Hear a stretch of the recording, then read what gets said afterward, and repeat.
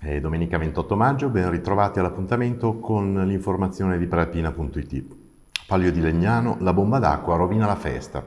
Dopo le manifestazioni religiose del mattino, la sfilata dei 1500 figuranti per le strade del centro e l'inizio del cerimoniale preparatorio della corsa tra le 8 contrade, un violento temporale con tanto di grandine si è abbattuto sullo Stadio Mari e su tutta la città.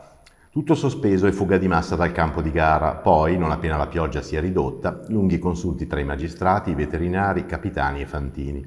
La pista di sabbia ha drenato ottimamente la gran quantità d'acqua caduta e alla fine si è deciso di correre. Vediamo ora nel servizio di Manuela Spagna cosa era successo prima dell'intervento di Giove Pluvio.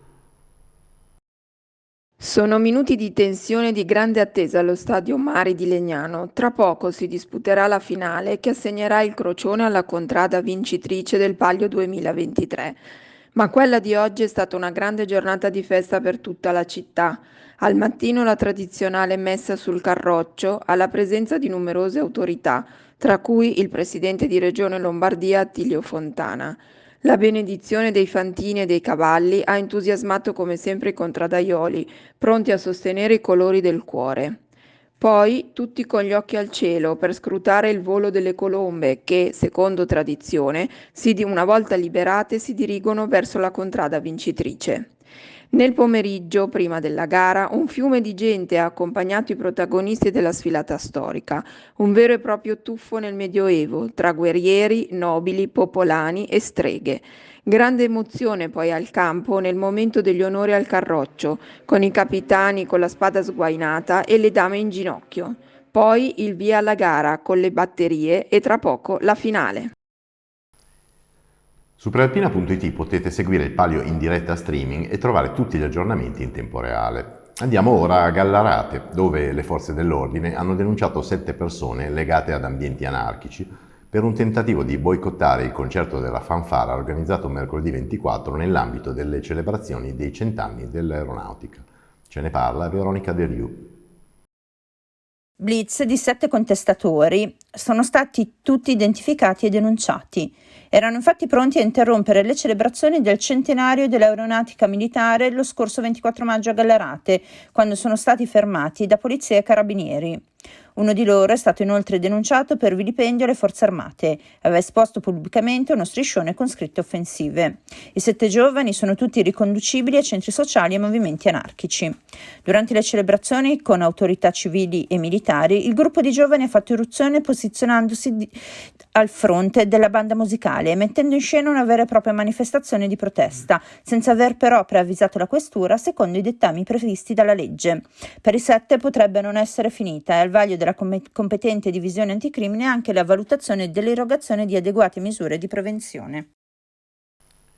Sempre a Gallarate, lutto nel mondo della politica. La città dice addio a Giuseppe Gatti, storico esponente del PC, per il quale è stato senatore dal 1979 al 1987. È morto sabato sera all'età di 97 anni, per lui funerali civili che si terranno martedì pomeriggio alle 14:30 nella sala Mismirigo in via Trieste 12. Sembrava brusco, ma era un uomo sinceramente bonario, da lui non ti dovevi aspettare colpi bassi. Se c'era qualcosa che doveva dire, lo diceva di persona, ricorda Luigi Gallo, che negli anni 70 era segretario del Partito Socialdemocratico Cittadino al governo della città insieme al Partito Comunista.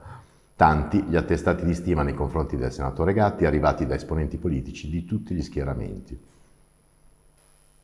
Varese, questa mattina ai Giardini Estensi, una suggestiva iniziativa delle confraternite che difendono le tradizioni enogastronomiche italiane, il servizio dell'agenzia Blitz.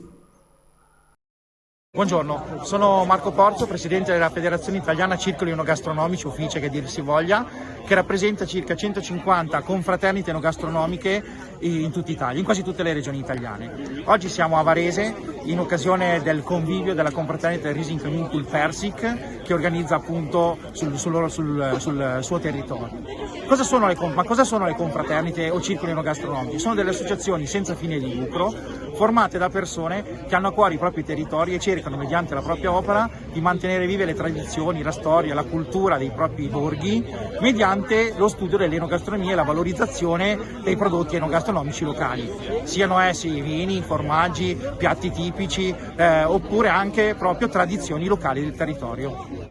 Buongiorno, Io sono Francesco, sono il Gran Maestro della confraternita del Rising Canyon col Persic e oggi, 28 maggio 2023, abbiamo in programma il primo convivio aperto a tutte le altre confraternite affiliate a FICE, che è la Federazione Nazionale. Questo per noi vuol dire di base fare il debutto ufficiale nel mondo delle confraternite. Abbiamo come ospiti 14 delegazioni che vengono da tutto il territorio nazionale e sono venute a conoscere e scoprire Varese, le sue bellezze e chiaramente il nostro piatto principale. A Busto Arsizio, la Corsa della Speranza organizzata dall'Associazione Bianca Garavaglia ha richiamato 1200 persone per le strade della città. Ce ne parla Francesco Inguscio, immagini di Domenico Ghiotto dell'agenzia Blitz. Oltre 1200 persone hanno partecipato stamattina alla Corsa della Speranza, manifestazione non competitiva organizzata dall'Associazione Bianca Garavaglia. La camminata, andata in scena per le strade di Busto Arsizio lungo un percorso di 5 km, con partenza da via Borroni e arrivo in piazza Vittorio Emanuele, ha permesso di raccogliere fondi che andranno a supportare i progetti di ricerca e cura della pediatria oncologica all'Istituto Nazionale dei Tumori di Milano. L'evento è perfettamente riuscito, complice la bella giornata di sole che ha spronato anche gli indecisi a iscriversi all'ultimo momento. Ma già ieri 1 migliaio di persone avevano dato la loro adesione. Nutrita anche la rappresentanza delle istituzioni. Tra gli altri sono passati dal Villaggio del Fiore allestito in piazza Vittorio Emanuele anche il consigliere regionale Emanuele Monti e l'europarlamentare Isabella Tovaglieri. Sempre in tema di corsa, a Varese questa mattina in 150 hanno partecipato alla camminata della festa di primavera partita da Lissago. Le immagini sono di Angelo Puricelli dell'agenzia Blitz. Una domenica perfetta, temperatura ideale, cielo blu. Le migliori condizioni dunque per la 43esima festa di primavera che si è aperta questa mattina a Lissago con la camminata di 6 km tra boschi e sentieri con scorci vista lago. L'iniziativa ha avuto grande successo, 150 i partecipanti. A dare la partenza è stato Giovanni Verga, presidente del comitato Maria Letizia Verga, che da oltre 40 anni sostiene la cura la lotta della leucemia del bambino. La festa è poi continuata con la messa al campo sportivo di Via Salvini e dal pomeriggio col torneo di burraco, le premiazioni del concorso di disegno ed infine cena e musica. E per finire andiamo a Brusimpiano, dove nel pomeriggio è stata inaugurata la panchina rossa dedicata a Valentina Di Mauro, uccisa l'anno scorso dal compagno. Vediamo la cerimonia e sentiamo le parole dell'attrice Barbara Sirotti, protagonista del cortometraggio Aria, proiettato prima della cerimonia stessa. Le immagini sono di Matteo Canevari. Siete tutti qui presenti e mi reca molto gioia, ma penso che anche Valentina lo sarà. Ha lasciato il suo nome, mia figlia. È grande questa cosa che avete fatto, grazie.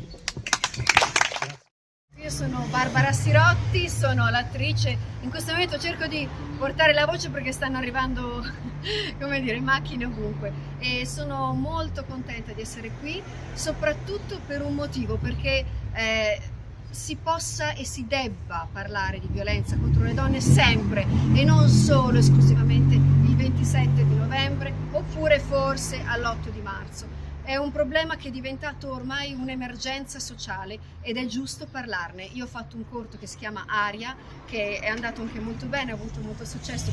Oggi lo proietteremo e speriamo che possa piacere a tutti. E con questo è tutto, l'appuntamento a domani sempre alle 19. Vi auguriamo una buona serata.